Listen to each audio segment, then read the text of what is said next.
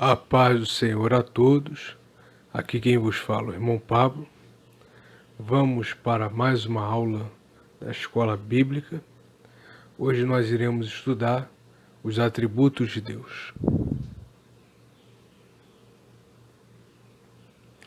Quando nós pensamos em Deus, o que vem à nossa mente? Um ser, uma energia. Este ser tem aparência como o ser humano, nariz, boca, já que a Bíblia diz que é imagem e semelhança de Deus.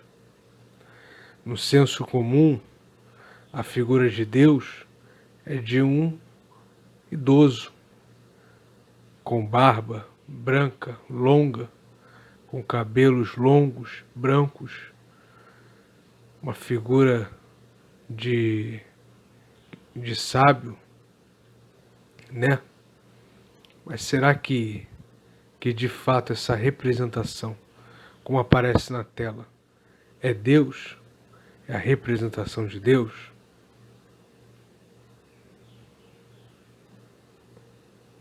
Bom, na fé cristã não é, né? Nós temos três pessoas distintas que formam um só ser, Deus, o Pai, o Filho e o Espírito Santo.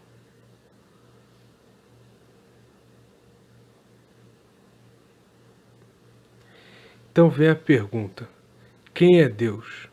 Conseguimos conhecê-lo? Evidentemente conseguimos conhecê-lo.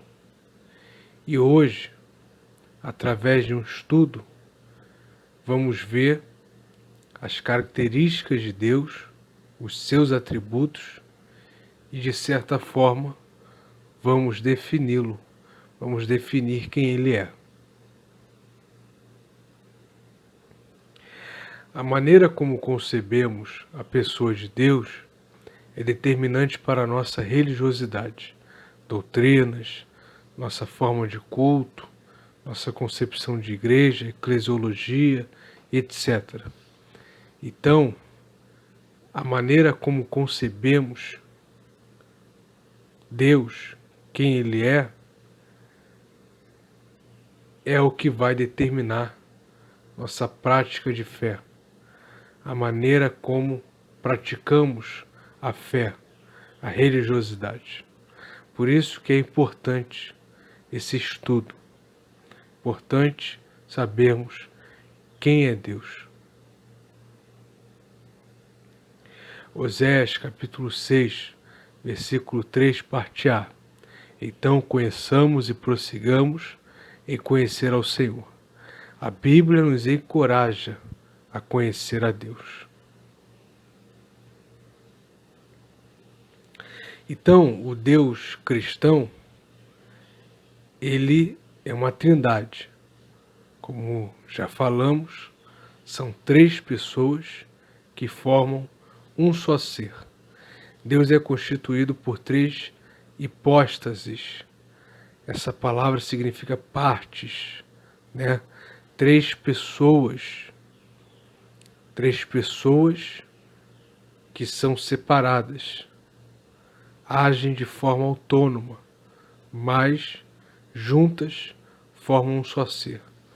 No primeiro concílio de Constantinopla, a doutrina da Trindade foi formulada como três hipóstases em uma ousia, três partes em uma só substância, em uma só essência.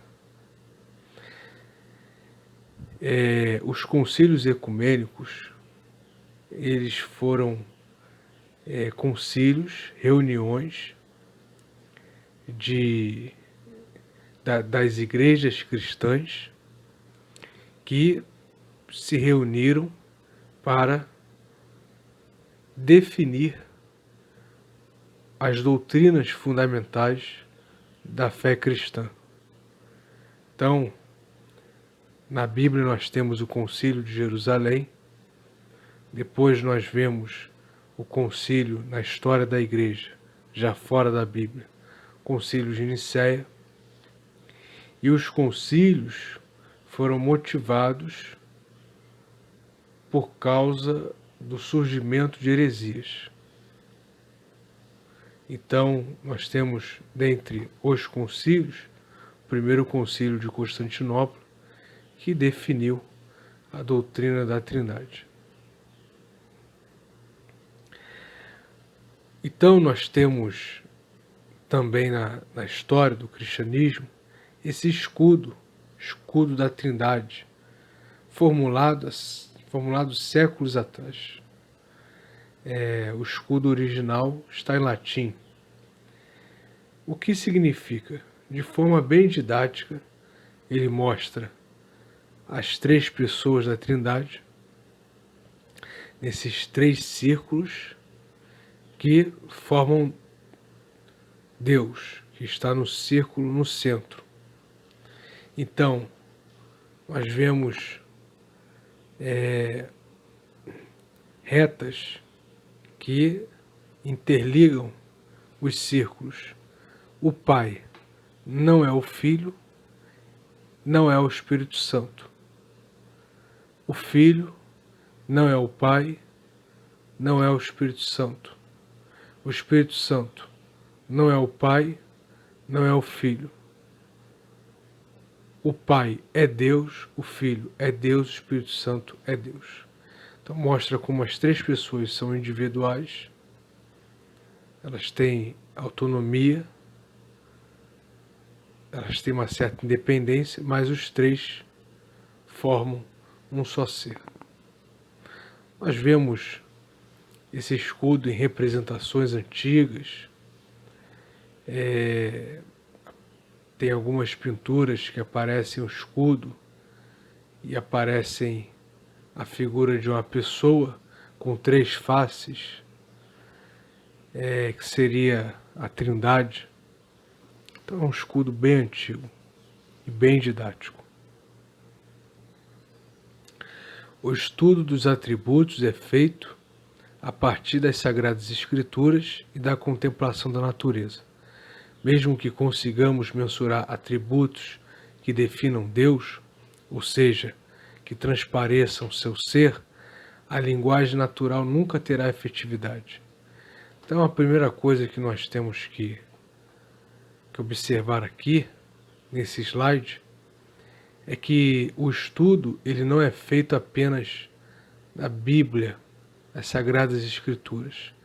Também é feito a partir das Sagradas Escrituras. Mas existe também uma outra ferramenta que nós podemos utilizar, a contemplação da natureza. A própria Bíblia diz isso, né? Que nós podemos ver Deus na contemplação da natureza. Falamos isso no estudo anterior. Então, a contemplação da natureza serve também de base para se estudar o ser Deus. E outra coisa também que temos que falar é que a linguagem natural, ou seja, o português ou inglês, nunca conseguirá abranger a totalidade do ser de Deus. Nunca conseguirá abranger o ser, nunca conseguirá expressar Deus plenamente. Por quê? Porque são idiomas, é linguagem natural, é linguagem humana, limitada, reduzida. Então, nós nunca conseguiremos fazer isso com efetividade. Por exemplo, Deus, ele não tem gênero. Mas quando nós falamos, por exemplo, do Pai, nós falamos Pai, porque Jesus nos ensinou assim. É uma forma de tratamento. Mas Deus, Pai, não tem gênero. Não é masculino nem feminino. Então Deus está além da nossa linguagem natural.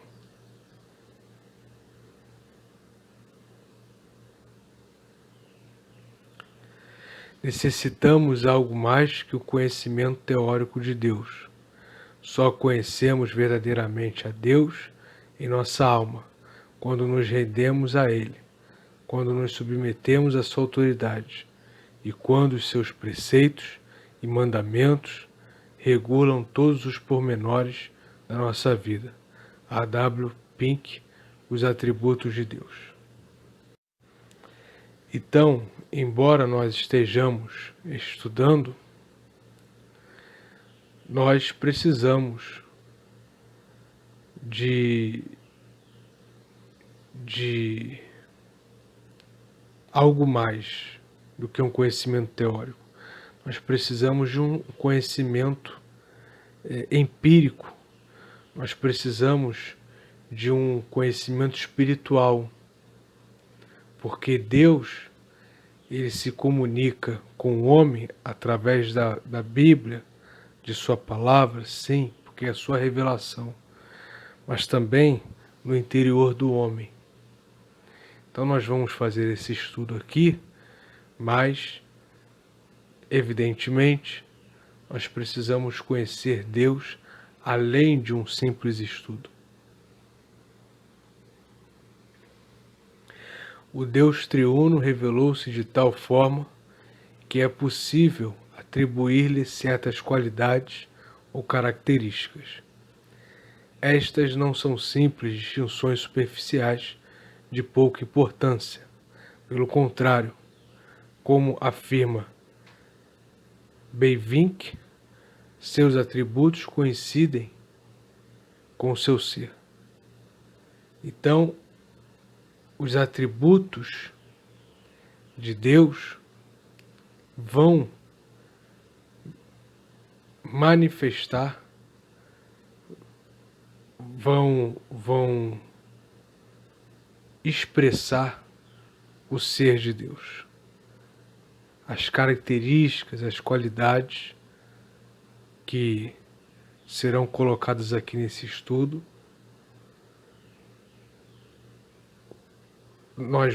por elas, nós vamos conhecer a Deus. Segundo Champlin, na metafísica e na teologia, um atributo é uma qualidade de uma entidade que expressa sua natureza essencial. Assim, é algo indispensável ou necessário para a integridade daquele ser.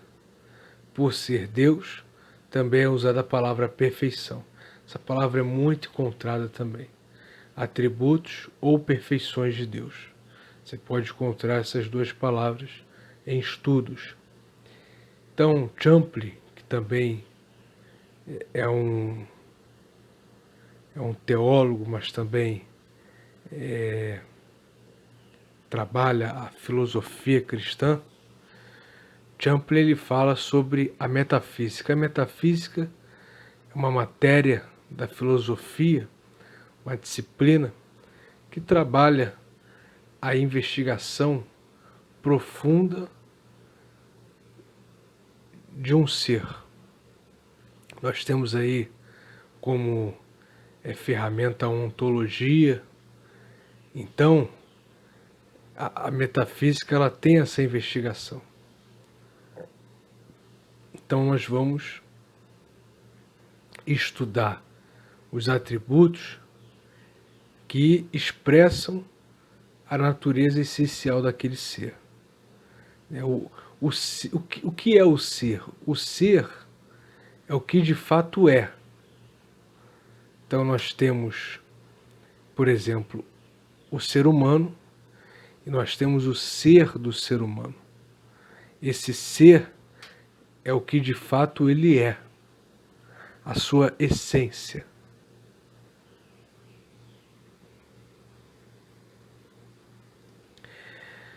Robert Gelson, que é um teólogo luterano, ele diz: atributos verdadeiros de Deus são, então, formas de evangelho. De certa forma, quando nós estudamos os atributos, nós estamos estudando as qualidades, as características de Deus, suas perfeições, e estamos vendo, de certa forma, o Evangelho, né? De certa forma, observando os atributos, quem Deus é, nós vemos ali a sua soberania, a sua majestade, a sua perfeição. Então, de certa forma, é sim Evangelho, pregação do Evangelho.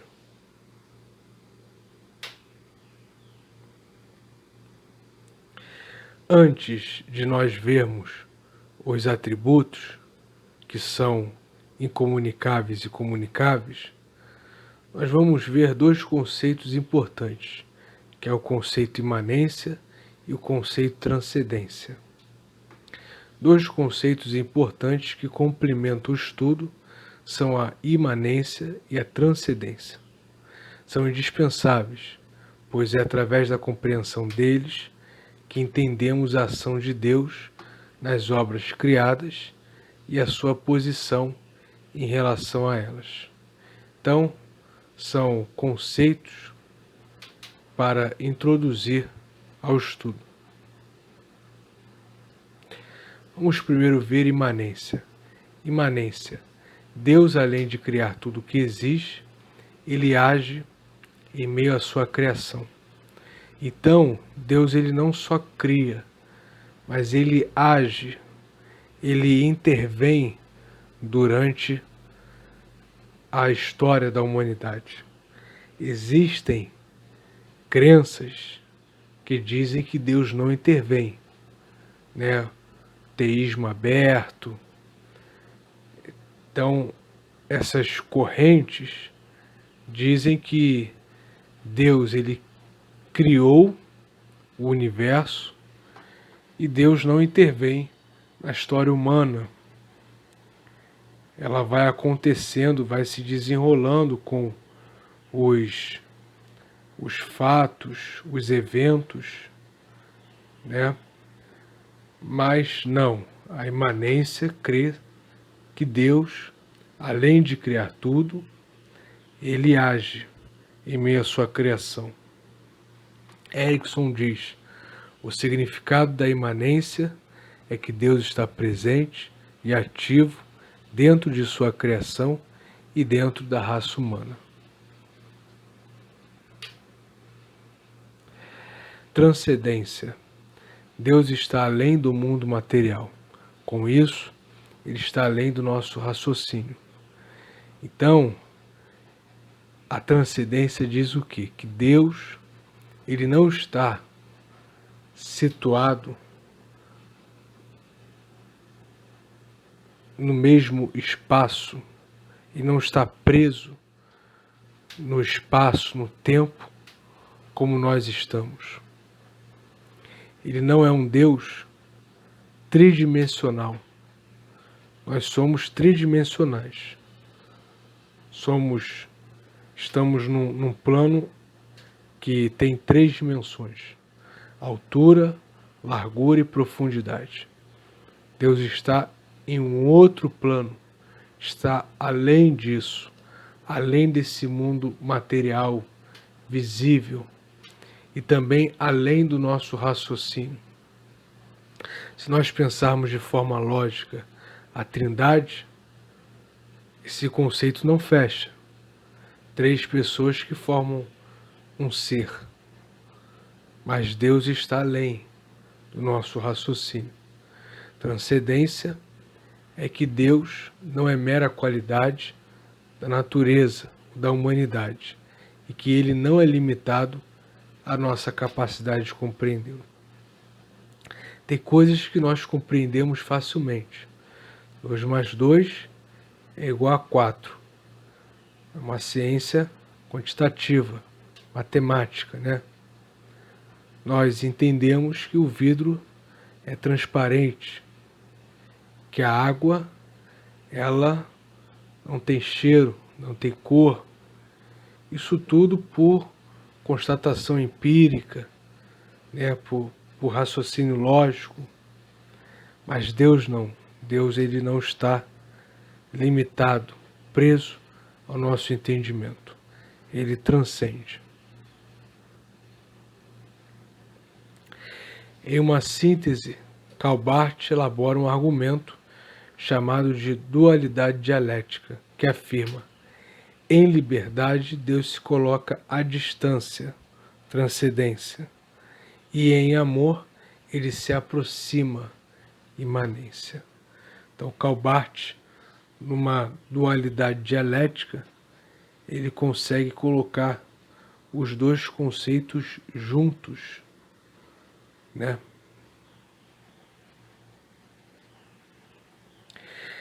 Existem métodos para classificar os atributos de Deus.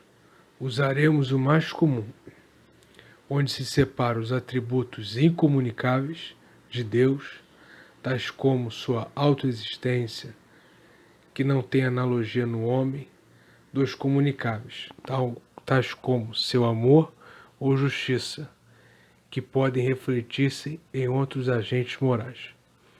Então existem vários métodos.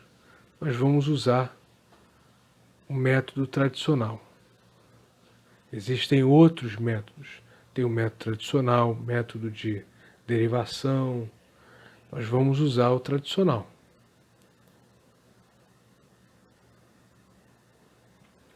Porém, para o N. Gruden, essa distinção não é perfeita. Não existe nenhum atributo que seja completamente comunicável e incomunicável. Então, pelo método tradicional, nós podemos separar em dois: atributos incomunicáveis, que são aqueles atributos que geralmente que nós vemos que o homem não participa. Então, apenas diz sobre Deus. E os comunicáveis são aqueles que o homem participa. Só que Gruden, ele afirma algo interessante, ele nos apresenta algo interessante. Nenhum atributo é completamente comunicável e incomunicável. E o exemplo que ele dá é a sabedoria. Podemos ser sábios, mas não temos a possibilidade de ser infinitamente sábios como Deus. Então nós podemos ser sábios, Deus pode nos dar sabedoria, como deu para Salomão, mas nós não temos a possibilidade de ser sábios como Deus, tão sábios como Deus. Deus é infinitamente sábio. Então, a sabedoria, que é um atributo comunicável, ela acaba também sendo incomunicável. Então, nenhum atributo será totalmente comunicável ou incomunicável.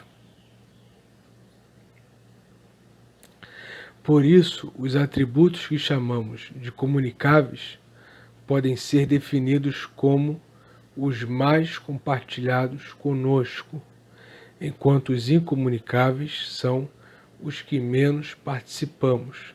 É muito interessante essa observação que Gruden faz, e até alguns que, por exemplo, a imutabilidade. Deus, ele não muda, ele é constante. Embora nós temos alguns textos falando que Deus se arrependeu por causa de uma oração, por causa de um choro, nós sabemos que Deus é onisciente. Então ele já sabia o que aconteceria. E mesmo neste atributo, imutabilidade, nós participamos um pouco. Porque o homem, ele tem traços, a mulher, eu falo o ser humano, tem traços que nunca poderá ser tirado dele. Traços da personalidade, do caráter. Outros não, outros são mutáveis, mudam conforme o tempo. Mas tem certas coisas que não mudam no homem. Quando Deus regenera, a pessoa que é salva e morre salva, a partir do momento que Deus transforma o ser humano, ele fica para sempre naquela condição. Ele pode pecar, porque o corpo ainda não está glorificado. Ele ainda está habitando num corpo que tem a natureza pecaminosa, tem a carne, e ali há um conflito. Mas a partir do momento que ele recebeu a transformação de vida, ele não muda mais. E isso vai até a morte dele, e depois, na eternidade, ele terá aquela plenitude, né, da graça de Deus, da glória de Deus. Então, de certa forma, nessa imutabilidade nós participamos um pouco menos do que outros atributos. Então vamos para os atributos. Atributos incomunicáveis. Participamos menos. A infinitude de Deus. Ele não tem limitações. Ele habita em luz inacessível. É uma referência a 1 Timóteo 6,16. Um Deus de juízos insondáveis e cujos caminhos são inescrutáveis. Romanos 11:33. Quando aparecer referências bíblicas, é porque está citando, né, uma expressão habita em luz inacessível, é uma expressão que está nesta referência bíblica, foi tirada desta referência bíblica. Eu não vou ler os versículos com os irmãos, mas os irmãos podem pausar este vídeo e podem procurar, podem ler os versículos em suas Bíblias, tá bom? Então, a infinitude de Deus é que ele é infinito, ele não tem limitações. Tudo de Deus é infinito. Nós vimos que a sabedoria de Deus, ela é infinita.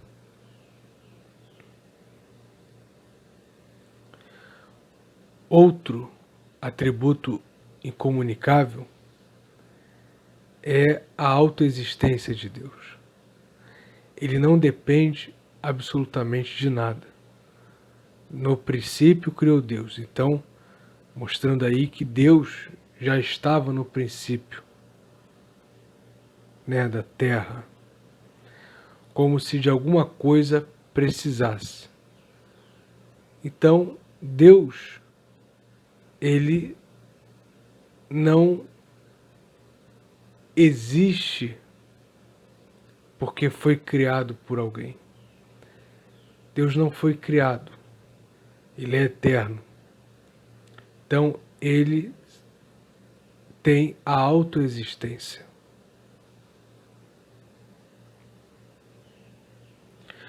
Outro atributo é a imutabilidade de Deus, que eu já falei. Ele é sempre o mesmo, porque eu, o Senhor, não mudo. O Pai das luzes, em quem não pode existir variação ou sombra de mudança. Jesus Cristo é o mesmo ontem e hoje e o será para sempre. A imutabilidade de Deus é expressa em sua fidelidade no relacionamento com o seu povo. A própria aliança é baseada nesta perfeição. Então, a imutabilidade é que Deus, ele não muda conforme o tempo. Agora, é interessante notar aqui que, embora seja um atributo incomunicável, Na Bíblia, a imutabilidade ela é vista, ela se manifesta na fidelidade que Deus tem com o povo e na aliança. Então, Deus ele é fiel, Deus não muda. Embora o povo mude, o povo quebre as alianças, o povo se esquece das promessas, mas Deus não muda. Agora vamos ver os comunicáveis, os atributos que nós temos mais participação. O amor de Deus, que é o amor incondicional e é principalmente expresso na redenção dos pecadores e em tudo que está ligado a isso, mas é também manifestado no cuidado de Deus pela criação. Isto é frequentemente chamado de sua bondade ou benevolência, que também se evidenciam no mundo natural. Então, o amor de Deus é um atributo comunicável. Nós recebemos, nós provamos desse amor. É um amor que é principalmente manifestado na redenção, porque Deus amou o mundo de tal maneira. E o amor de Deus está ligado à bondade e à benevolência.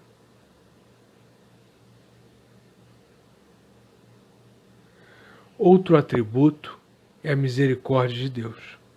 É o seu amor no encontro com o pecado específico das pessoas. Em misericórdia, ele perdoa a transgressão do seu povo. A misericórdia de Deus é sempre custosa, pois envolve a aceitação das consequências do pecado humano na cruz, das marcas do pecado. Então, a misericórdia de Deus é outro atributo que participamos mais, né? Temos mais participação. A misericórdia de Deus, ela é manifestada quando há um pecador que se arrependeu, né? E ali Deus o perdoa, Deus o aceita. É quando Deus tem piedade para com o pecador. Então, é um atributo comunicável. Outro atributo comunicável é a retidão de Deus. Ele age sempre corretamente e o seu parâmetro de retidão é o certo. No Antigo Testamento, a retidão é interpretada em relação com sua criação e com o seu povo. Ela inclui uma atividade em que Deus liberta e defende o seu povo, podendo ser então descrito como Deus justo e salvador. A falta de retidão constitui o problema moral do homem diante de Deus, sendo que a provisão de retidão em Cristo constitui o ponto alto do Evangelho da Graça. Então, Deus, ele age sempre corretamente, sempre em conformidade com esta retidão. E essa retidão é criada por ele. Esta retidão vem de Deus, né? Então, Deus, ele expressa essa retidão, ela é expressada em Cristo. Então, Cristo, ele expõe para o mundo a retidão de Deus, Ele apresenta ao mundo a retidão de Deus, e o homem, com esse parâmetro de retidão apresentado por Cristo, ele aceita, e por isso há o Evangelho da Graça. Há a transformação do homem. Então, Deus, ele é reto, ele é justo. Quando falamos de retidão, também falamos de justiça.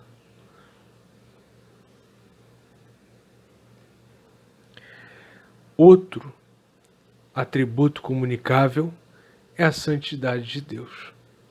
Indica que ele é absolutamente puro e perfeito, sem qualquer pecado ou maldade.